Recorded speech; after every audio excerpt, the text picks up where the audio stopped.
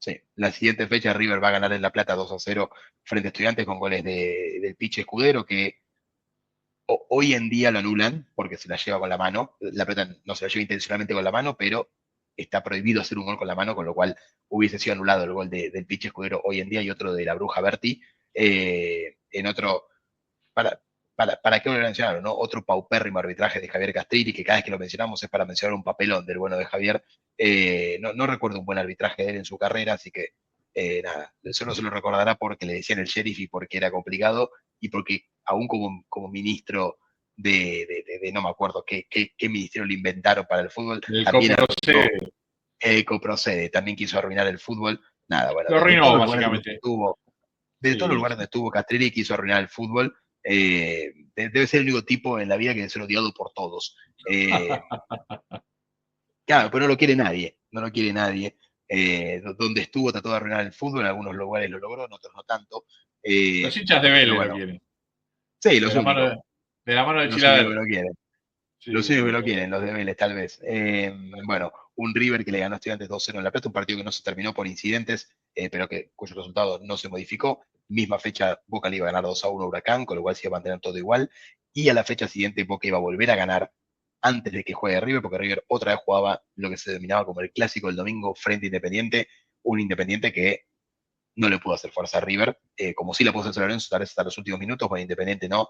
River le ganó claramente 3-0 y mantenía el punto de ventaja faltando 3 fechas y tenía que ir a visitar Jujuy, el conjunto millonario. Este, Nacho, este partido, el de Boca en La Plata, donde Boca le mete, intenta meterle presión a River ganando en La Plata 1-0, es el famoso partido que te vas a acordar seguro. Palermo hace el gol de cabeza y tiene botines rojos y blancos y se los Ah, besa, y se los besa, sí. y se los besa, y Timoteo Gribol lo saluda, un grande Timoteo, ¿no? Otro técnico lo hubiese revoleado con algo, Timoteo le da la mano y Palermo le pide disculpas y lo saluda, dándose cuenta lo que había hecho, dónde lo había hecho y delante de, bueno, un maestro del fútbol como era Timoteo, pero nada, una cosa pintoresca, todavía lo identificado que estaba Palermo con Estudiantes de La Plata. De hecho, poco antes que esto se juega un partido amistoso eh, donde juegan viejas glorias de Estudiantes y de Gimnasia, eh, y Maradona jugó un tiempo para cada uno, y jugaron jugadores que estaban jugando en primera división en otros equipos. Una locura. Yo, Palermo, Verón, jugaron para Estudiantes cuando jugaban en otro lado, una locura. Cosas que pasaban en esa época. Ese partido lo dirigió Florencia Romano, que Sí, era me la primer acuerdo. árbitro mujer, que no tenía el apoyo para dirigir en AFA. Después de mucha pelea la dejaron dirigir algún partido del ascenso. Bueno, Maradona fue uno de los que impulsó aquel partido y que hizo que Florencia Romano tuviera la oportunidad de dirigir a jugadores que estaban jugando, que nada, estaban en actividad en aquel momento. Pero bueno, nada, llamativo el dato, por eso lo recordábamos. Y nada, ya entrando en las últimas 3 fechas, Nacho. Sí, últimas 3 fechas, bueno, River visitaba Jujuy para enfrentarse a Gimnasia y se iba a llevar una victoria por 3-1. De vuelta, ¿no? La facilidad que tenía River para hacer goles que en muy pocos partidos bajó de 3 goles, ¿no? Eh, Tal vez, obviamente, bueno, la derrota con Boca, la derrota con Central y después no mucho más, ¿no? El partido con Vélez que vimos el empate, el de San Lorenzo, y después generalmente de a 3 metía, bueno, 3-1 contra Gimnasia y un Boca que enfrentaba justamente esa fecha a Racing que no iba a poder pasar del empate, con lo cual Boca iba a pasar de estar a un punto a 3, con lo cual solo le servía que River pierda uno o dos partidos, además de sumar los 6 puntos Boca para tratar de pasar a River. La verdad, un empate con Racing, tal vez vos querés contarnos algo del partido ese, no sé qué tantas ganas No, tendrás, pero bueno. sí, sí, sí. No, no, tengo el recuerdo de, bueno, un momento donde Racing se volvió una piedra en el zapato para Boca sobre los finales de campeonato. En esta época donde a Boca se le escapan los campeonatos sobre el final, uno recuerda el, el 6-4 del famoso 3 de diciembre del 95, en el final de lo que fue la apertura 95. Uno recuerda el 1-0 con gol de Piojo López antes de irse al Valencia en el clausura 96, y este tercer empate en la 17ª fecha de la Apertura 97 es como, bueno, el trío de resultados que hizo que en aquel momento el hincha de Racing sacara a pecho en un momento malo para terminar amargándole la posibilidad de pelear el campeonato hasta lo último. Boca, de hecho, lo pelea hasta lo último igual, pero reduce mucho las chances porque no es lo mismo llegar a un punto que a tres. Lo decía Nacho, Claro, estás a tres, precisás que el rival pierda sí o sí. Cuando estás a uno, el empate juega para vos. O sea, el empate claro, del rival es todo tuyo. Y si el rival pierde, aún vos empatando, bueno, alcanzás la misma línea. Boca perdía la oportunidad o una de las últimas que le quedaban para ser campeón en este torneo con este empate en cancha de Boca y en el clásico con Racing Club de Avellaneda. Y llegaban a las últimas fechas, partido entre semana, esta fecha se jugó entre semana, y llegaban al fin de semana para jugar lo que sería la fecha 18, y acá sí, ¿no? El show de los 90, tenemos para ver la imagen del partido de River, vamos a repasarlo, pero digo el show de los 90 por varias cosas que vamos a ver en el video y a partir de ahí las vamos a relatar un poco más. Recordemos, River recibía a Colón de Santa Fe, partido que vamos a ver, fragmento de aquel encuentro, y Boca viajaba a Salta para jugar contra Gimnasia y Tiro. sí, y vamos a ver otro que le gustaba ser protagonista, como era tan malo dirigiendo, tenía que hacerlo desde las tarjetas y desde la polémica, como es Daniel el Sargento Jiménez. Bueno, arranca el compacto con gol de Enzo Francescoli, que había tenido poca Enzo participación en Francesco. este torneo. Creo que es el único gol de Enzo en el campeonato, si no me equivoco. Eh, Sí, Jugando poquitos partidos, pero bueno, un gol importantísimo en la 18ª fecha. Un gol bien de 9, que no era tan característico en él. Gol bien de 9 de cabeza ante Colón de Santa Fe. Colón que, como ya lo vimos en este podcast, todavía tenía un muy buen equipo, Nacho. sí, sí, sí, sí. Y seguía teniendo a Cristian Castillo como máxima figura. Acá se ve bien la imagen, el cabezazo del uruguayo y, bueno, ¿dónde la coloca? El gesto técnico además, ¿no? No, impresionante. Espectacular. La volada de Batman Díaz, que queda inerte ante el cabezazo de Francescoli. Bueno, me encanta que sea una imagen bien noventosa porque se nota que es de VHS, por eso hace esa bajada negra, pero bueno, ya se va a estabilizar y podemos disfrutarla bien clara. Eh,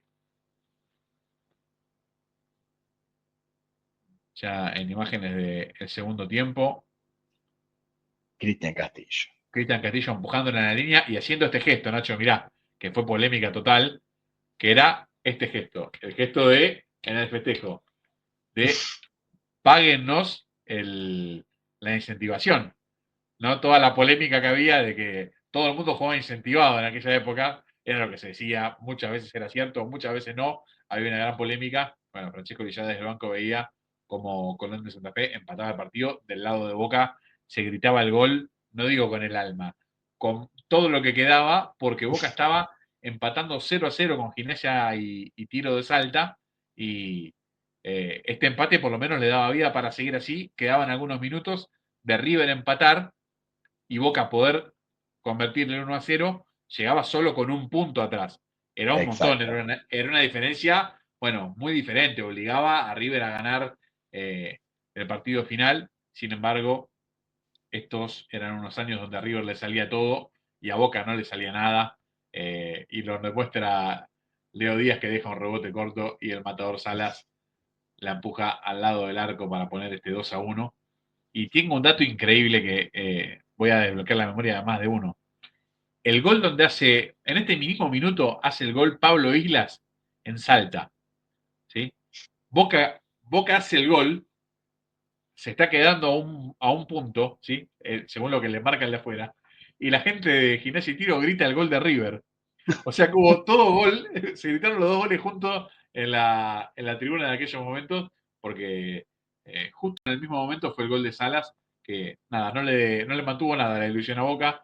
River ganaba, Boca ganaba, y a partir de allí iban a llegar con la misma diferencia, con los 3 puntos de ventaja del lado de River a la última fecha del campeonato, el chileno en un estado de gracia intratable, Nacho.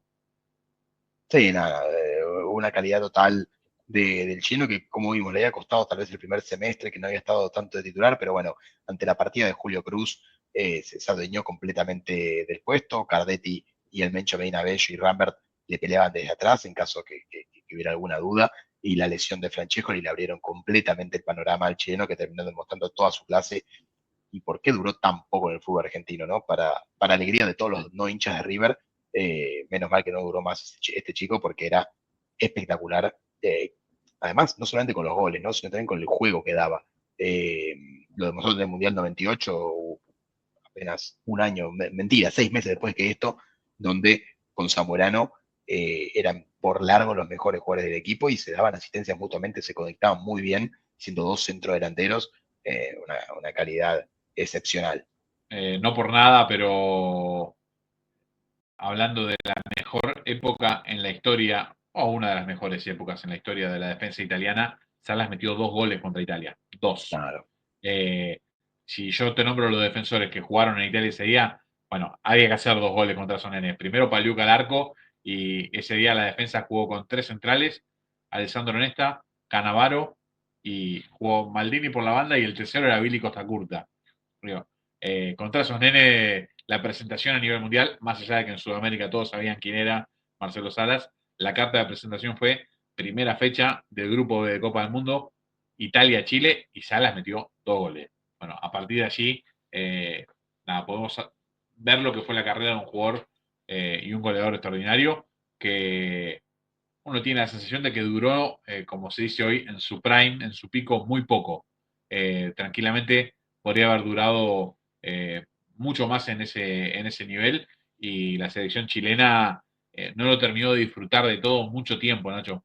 Eh, nos ha tocado ser contemporáneos de lo que ellos llaman la mejor selección chilena de todos los tiempos, la doble campeona de América de 2015 y 2016. Sin embargo, Sí. a nivel delantera, no tiene ni con qué arrimarse a No, Salas y no, no, no, Zamorano. no, no, no. No, No no, hay ni de casualidad. ni con qué arrimarse. Todo bien con Alexis Sánchez, con Vargas, luego con Arturo Vidal, que no es delantero delantero, pero yo creo que Salas y Zamorano son lejos lo mejor de Chile, eh, de la historia, como delanteros, al menos de la historia contemporánea, ¿no? De los últimos tal vez 30, 40 años, y la generación dorada chilena, que fue la que gana las Copas Américas. Imagínate lo que hubiesen sido González y Zamorano, ¿no? No, claro. Yo No, al menos, claro. por ejemplo, ahora estoy viendo una serie de básquet que te dice que te pone al mejor jugador de la historia del equipo en el equipo actual de NBA. Como por ejemplo, no se puede hacer Patrick Ewing en los Knicks o Jordan en los actuales Bulls y simulan la temporada a ver cómo les va. Bueno, imagínate lo que hubiese sido esa Chile con Salas o con Zamorano, con uno de los dos Claro. hubiese sido una Sí, cosa sí. increíble. Bueno, es como decía el loco Montenegro, ¿no? Dice, ¿cómo nos fui a nacer 15 años después? Decía siempre en la selección Exactamente. argentina. ¿Cómo nos fui a nacer 15 años después? Y a veces pasa, ¿no? Que un terrible talento le toca una época difícil o con no tanto acompañamiento, y de repente, bueno, una generación de un talento más al mismo nivel hace que un equipo trascienda desde otro lugar, ¿no? Que no sea una historia de una epopeya única de un hombre, sino que sea un trabajo más colectivo. Pero, Sí, lo hemos eh, visto a nivel selección también un montón, tal con cual, casos como sí, sí. como el de Litmanen o mismo Wood Johnson en Islandia, que tal vez no pudo jugar el Mundial tal vez, no por 1 o 2 años, ¿no? Sino por 5 o 6 años no pudo jugar el Mundial, y era la figura indiscutida de Islandia, es el jugador más reconocido de la historia, y se quedó sin jugar un Mundial. Pero bueno, Tal cual. lo que te mencionaba del Sargento Jiménez es que hubo 3 expulsados en este partido, 2 de River, 1 de Colón, el Pipa Gancedo y Montserrat por el lado de River, no recuerdo quién fue el expulsado de Colón, pero bueno, desvirtuando el partido como siempre el Sargento Jiménez, en lo que terminó siendo la victoria de River por 2-1, que, como bien decía Dani, le mantenía los 3 puntos de ventaja de cara a la última fecha. Sí, pensaba y lo voy a conectar, lo voy a linkear con esto, que todo esto que estamos relatando fue el día 14 de diciembre.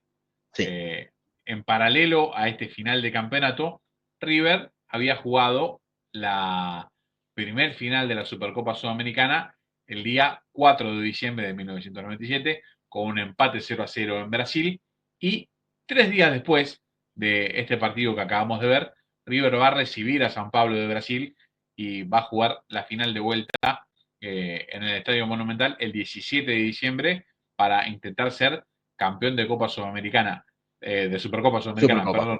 perdón. Pero decía, pensemos que en esta semana se define todo lo de River. Juega con Colón el domingo, con San Pablo el miércoles y sabe que el próximo domingo va a definir el campeonato con Argentinos Juniors, intentando quedarse con el doble título sobre este final del torneo. Nacho, si te parece bien, vamos a ver el video cuando lo encuentre primero, porque lo acabo de sacar, pero en el mientras tanto, vamos a ver el video de la final de vuelta de la Supercopa Sudamericana entre River y San Pablo. River que era favorito en este momento para obtener el título, a sabiendas de que tenía una localidad muy fuerte y de que con la vuelta de Francescoli prácticamente que tenía su equipo ideal, ¿no? Vamos a repasarlo ya con el video en marcha, pero bueno, vamos a arrancar viendo lo que fue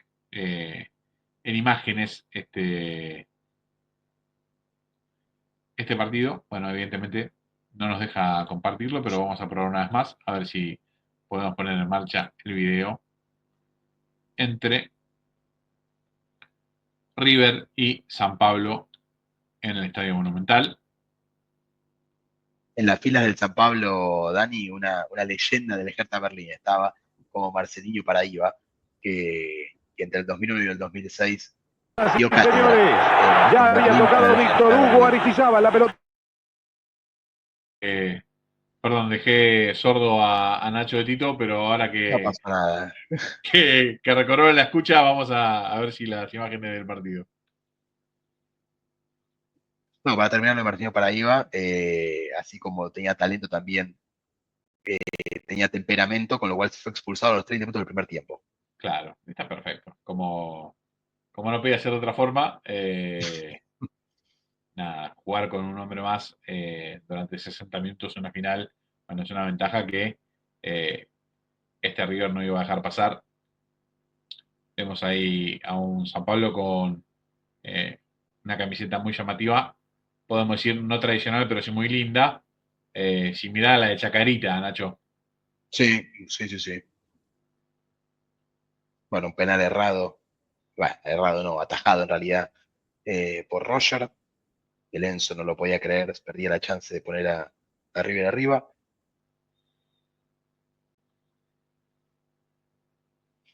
Partido que en aquel momento se daba en diferido. No se podían ver los partidos que se jugaban en Capital y Gran Buenos Aires, justamente en esta misma zona. Sin embargo, si uno hacía algo así como 50 kilómetros, creo que era el límite, se podían ver en vivo a partir de Luján, por ahí. O estoy que seguro que en La Plata también. Pero el resto veíamos los partidos por la transmisión de los canales de aire que normalmente daban los partidos de Supercopa por diferido cuando los equipos jugaban de local y en directo cuando jugaban de visitante. Un dato que me parece una locura, pero realmente créanos que es así. Los hinchas de River que no pudieron estar en el estadio, la única forma de ver el partido en vivo o tenían que hacer 50 kilómetros e ir a visitar alguna ciudad en la que no vivían, o si bien lo tenían que seguir por alguna transmisión radial y sufrir pegado a la radio, iba a decir a la espica, pero eso sí que es un viejazo, a la radio de aquellos años. Para darles un poco de idea también lo que eran las finales en esa época, 5 amonestados en el primer tiempo y un expulsado. En los primeros 45 minutos, ¿no? En total hubo 8 amonestados, 2 expulsados porque se fue a Estrada, expulsado también en el segundo tiempo a los 30 minutos. Y O sí, sea, una buena carnicería. Se jugaba con otra intensidad, tal cual. El fútbol sudamericano todavía permitía, bueno, mucho llegue, mucho despliegue y mucho roce. Si no, vayan a ver el partido por las eliminatorias para el Mundial 98 entre Chile y Uruguay. Terrible. Maravilloso, maravilloso partido. Maravilloso partido. Lo de Paolo Montero ese día es para cárcel. Sí. Bueno, Pablo es nada. Un abonado. Sí, con con todas sus camisetas, ¿no? Uno lo recuerda Sí, sí, sí, sí, sí. aún en su paso por San Lorenzo, que fue corto, también Aún dejó en su San marca. Lorenzo, sí, sí, sí, sí, sí, También sí. dejó su marca. No, creo que lo expulsaron 2 veces en San Lorenzo en los pocos partidos que jugó. Ese día hay una de las, según medios chilenos, de las 3 mejores patadas de la historia del fútbol chileno, también en ese partido contra Francescoli. Mirá. Bueno, River con su equipo base, vamos a ver primero eh, jugada fundamental porque apenas arrancando el segundo tiempo, eh, el Matador Salas ponía el 1-0, decía River con su equipo base porque eh, jugó con básicamente el equipo ideal Sí, de Ramón Díaz en aquel momento, Burgos en el arco, Hernán Díaz, Celso Ayala, Berizzo y Placente, Montserrat, Astrada, Juan Pablo Sorín, Gallardo, Marcelo Salas y Francescoli, ingresaron Acedo, Escudero y el Indiecito Solari, una constelación de estrellas de River y el equipo base de aquel momento, y con pocas alteraciones a lo largo de todo este último año y medio, 2 años que repasamos, Nacho. Realmente no cambiaron muchos nombres, quizás vimos más cambios en el arco, sí, entre entre Burgos y alternando, Bonano. exacto, que en otra posición, pero realmente el equipo base se mantuvo perfectamente. Sí, Pensaba, y después los delanteros, ¿no? sí, Porque Montserrat está en los 3 del tricampeonato, reemplazando a Almeida que se había ido, y después los delanteros es Crespo en la Libertadores, luego un año de Cruz, y después Salas. Los titulares, ¿no? Igual Salas está desde antes. sí, Pero después, bueno, sí, sí, Francescoli estuvo siempre, Montserrat es parte de los 3 campeonatos, Francescoli es parte de los 3 campeonatos, Sorín es parte de los 3 campeonatos, Placente llega para este último semestre, Astrada fue parte de los 3, Hernán Díaz lo mismo, Burgos lo mismo, Celso Ayala lo mismo, todos jugadores entre comillas, repetidos, ¿no?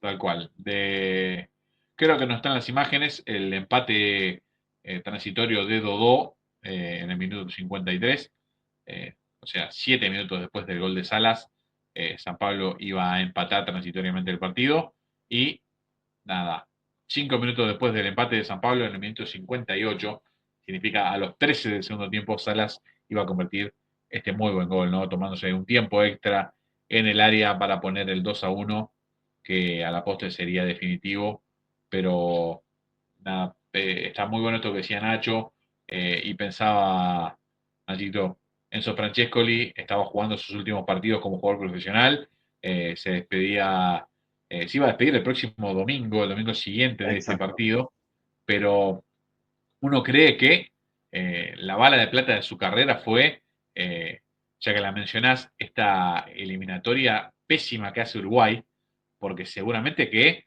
su cierre hubiese sido en la Copa del Mundo.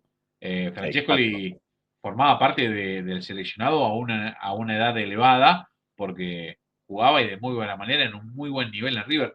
Francescoli es uno de esos jugadores que él eligió irse bien del fútbol. Realmente todavía estaba muy bien físicamente, los números de su carrera, eh, como dirían en Italia, eh, ritrovò una seconda giovinezza, tuvo como una segunda juventud desde su llegada a River. Cuando uno agarra los números de su carrera en el exterior, bueno, en ningún lado había tenido los números que tuvo en River desde su vuelta, que son realmente impactantes. De la temporada 94-95 en adelante tiene 38 partidos, 23 goles, 39 partidos, 23 goles, 36 partidos, 22 goles, y bueno, se nota en ese último semestre, 11 partidos y un solo gol viniendo de una lesión, pero que nada podía hacer creer que no hubiese podido tener otro año competitivo en un equipo que no es que se desarmaba todo. Sin embargo, nada, eligió irse en lo alto de River y de su carrera profesional con algo así como 36 años, ¿no?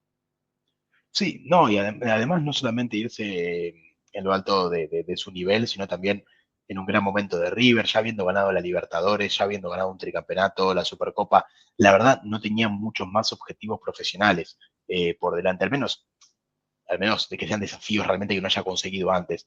Como bien Claro. decías, lo que lo mantenía era el Mundial, el Uruguay ya había quedado eliminado, con lo cual sabía que no lo iba a jugar, y en Jugando creo que River la peor eliminatoria de su historia, Nacho Uruguay. creo, creo que es la peor de su historia, porque la peor anterior había sido la del 94 que quedan afuera con Bolivia, pero esta, la del Claro, 98 es la primera que es larga, ¿no? La primera que es exacto. todos contra todos, que involucra a todos, obviamente de la cual no participó Brasil, porque venía de ser campeón del mundo, y aún así Uruguay no pudo entrar entre los cuatro. Creo que termina séptimo en la eliminatoria, Sí, sí, una eliminatoria pésima, pésima. creo que solo queda Eh, por encima de Venezuela, que todavía era la cenicienta. Venezuela termina con 3 puntos, eso sí lo recuerdo, y creo que es Venezuela, Perú y arriba Uruguay. sí, sí, sí, tal cual. No, no, una muy mala eliminatoria. La del 94 fue terrible, pero bueno, llegó con chances a la última fecha, más Sí, allá de ser una zona de grupo. Esta vez quedó eliminado con tiempo. sí, sí. Bueno, el árbitro marcaba el final del partido y River lograba la estrella de la Supercopa Sudamericana, estrella que tenía pendiente, torneo internacional. Bueno, un plano que siempre le ha costado a River en la historia, una estrella que formaba parte de un ciclo ganador, ¿no? Que es lo que estamos repasando. Hasta acá, 2 campeonatos locales, hasta acá, una Copa Libertadores, esta Supercopa, y estaba River a nada, a 3 días de intentar la estrella del tricampeonato y tenía todo a su favor porque Nacho le tocaba enfrentar a Argentinos Juniors en condición de visitante en cancha de Vélez, si no me equivoco. Vamos a ver ese partido. Boca, por su parte, recibía a Unión de Santa Fe en la Bombonera. Mismo horario para los dos partidos. Y bueno, Boca necesitaba el milagro de que Argentinos le gana a River, vencer a Unión para ir a un partido de desempate que se hubiese jugado entre 48 y 72 horas después de esto, en cancha neutral. Partido que iba a tener que jugar en la luna en aquel momento, ¿no? Pero, pero para definir lo que fuera el campeonato.